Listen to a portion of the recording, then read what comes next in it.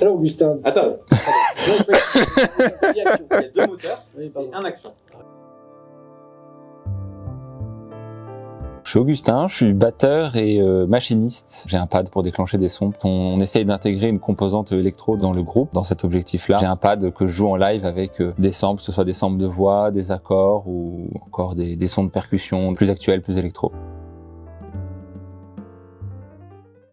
Moi, j'aime beaucoup quand le réalisateur est aussi à la composition, comme par exemple Quentin Dupieux, qui compose sous le nom de Monsieur Oiseau de l'électro un peu barré. Et j'avais vu ce film s'appelle Rubber, qui est l'histoire d'un pneu tueur et qu'on suit dans une espèce de road movie très bizarre avec un public qui est aussi sur scène. Pour cette BO, Quentin Dupieux, donc Monsieur Oiseau pour son alias de musique électronique, compose avec Gaspard Rogier, qui est la moitié de Justice, une superbe BO. Je vous recommande d'écouter ça. Par exemple, il y a Tricycle Express qui est très bien. On est toujours un peu surpris au début quand on écoute. D'ailleurs, j'avais fait découvrir aux autres membres du groupe de The French Bastards pendant un retour en voiture la nuit et ils avaient commencé par me dire mais qu'est-ce que c'est que ce truc, et puis finalement je trouve il se détache quelque chose, je sais pas, il y a une ambiance, il y a quelque chose qui se passe.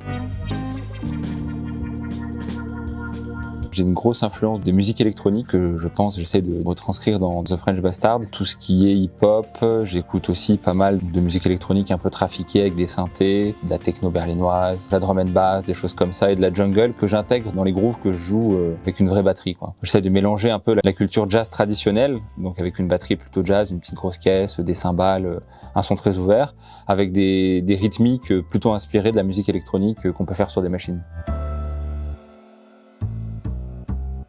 Vers 12-13 ans, je suis allé voir en salle Zodiac, en choisissant ça vraiment comme ça, sur le journal, en cherchant un film. J'ai découvert après coup que c'était un des meilleurs thrillers qui avait été fait, et c'était un film incroyable. Et donc ce soir-là, j'ai pris une bonne tarte.